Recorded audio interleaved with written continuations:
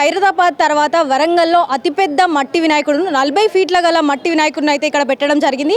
మరి ఈ వినాయకునికి సంబంధించిన మరిన్ని విషయాలు ఇక్కడ ఆకుతోట సంజయ్ గారిని అడిగి తెలుసుకుందాం రండి. ప్రస్తుతం మనతో విగ్రహదాత ఆకుతోట సంజయ్ గారు మనతో ఉన్నారు, వారితో మాట్లాడదాం. నమస్తే అండి. నమస్కారం అండి. భద్రకాళి శరణమ్మ. ముందుగా వినాయక చవితి శుభాకాంక్షలు.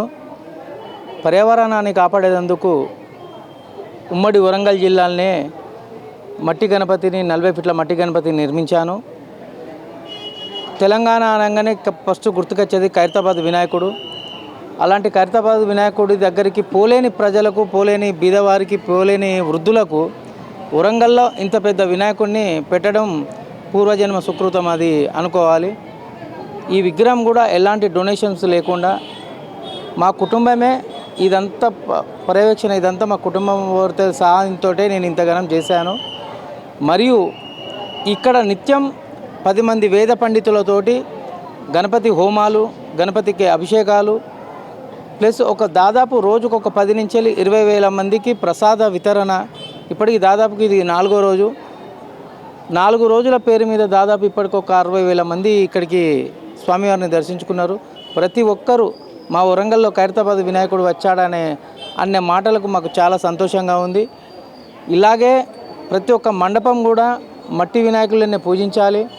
పర్యావరణాన్ని కాపాడేందుకు ప్లాస్టర్ ఆఫ్ ప్యారిస్ను కొంచెం దూరం చేసి ఈ 40 ఫీట్ల గణపతి ద్వారా అన్ని మండపాలకు రిక్వెస్ట్ చేస్తున్నా, అందరికీ కూడా మట్టి గణపతిని పూజించాలని పద్ధతిగా ఒక విధానంగా మనం మట్టి గణపతులనే పూజించుకోవాలని కోరుతున్నాను.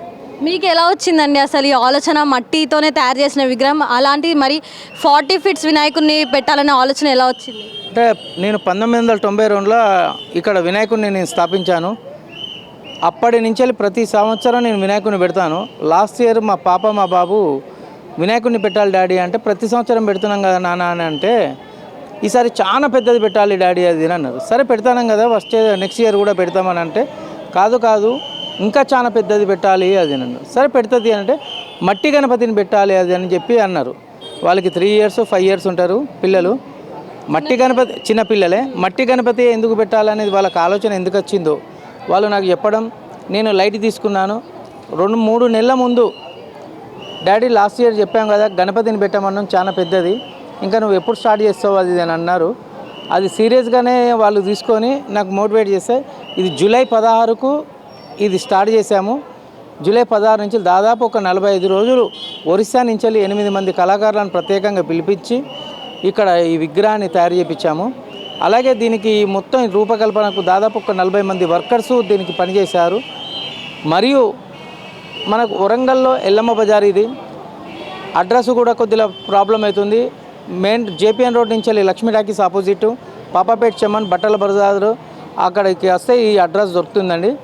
ముఖ్యంగా ఇది చిన్న ఇరుకుటం గల్లీలో, అంటే కంజెస్టెడ్ ఏరియాలు కాబట్టి వినాయక నిమజ్జనం కూడా, వినాయకుని తరలించేందుకు కూడా మన దగ్గర చెరువులు లేవు.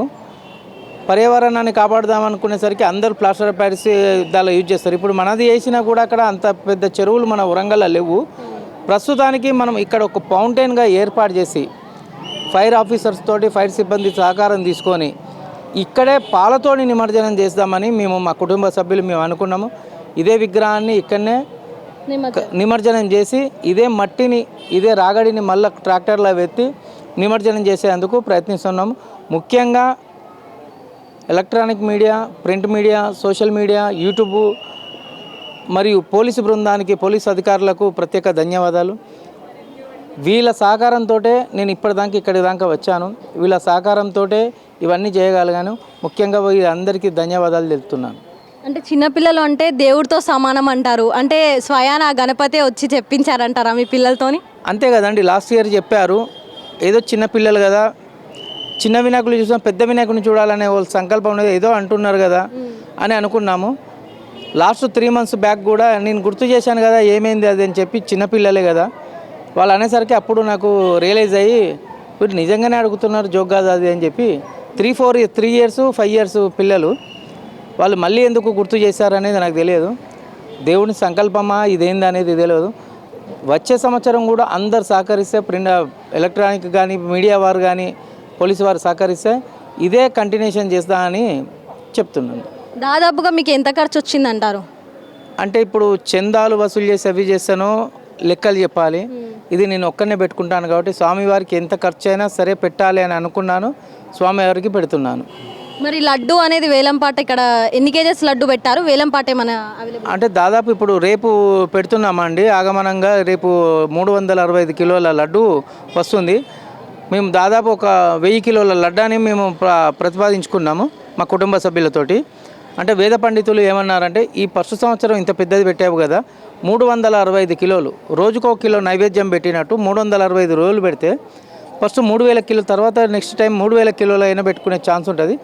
రోజుకో కిలో చొప్పున అంటే 365 కిలోల లడ్డు పెట్టాలి అని చెప్పి వేద పండితులు చెప్పారు. అదే లడ్డును రేపు ఆగమనంతో రేపు ఊరేగింపుతో లడ్డుని ఇక్కడికి స్టేజ్ మీదకి తీసుకొస్తున్నామండి. అంటే ప్రతిసారి పెడతారా? మరి ఇప్పుడు స్టార్ట్ చేశారు కదా 40 ఫీట్లని, మరి వచ్చేసారి కూడా పెట్టబోతున్నారా? అందరి సహకారం ఉంటే, దేవుని అనుగ్రహం ఉంటే ప్రతిసారి పెడతానండి. థ్యాంక్ యూ అండి. సో మరి విన్నారు కదా, దాదాపుగా 45 రోజుల పాటు విగ్రహాన్ని తయారు చేయడం అయితే జరిగింది. కేవలం ఎటువంటి పదార్థాలు వాడకుండా, కెమికల్స్ ఏమి వాడకుండా కేవలం మట్టితో మాత్రమే వినాయకుడిని తయారు చేయడం అయితే ఇక్కడ జరిగింది.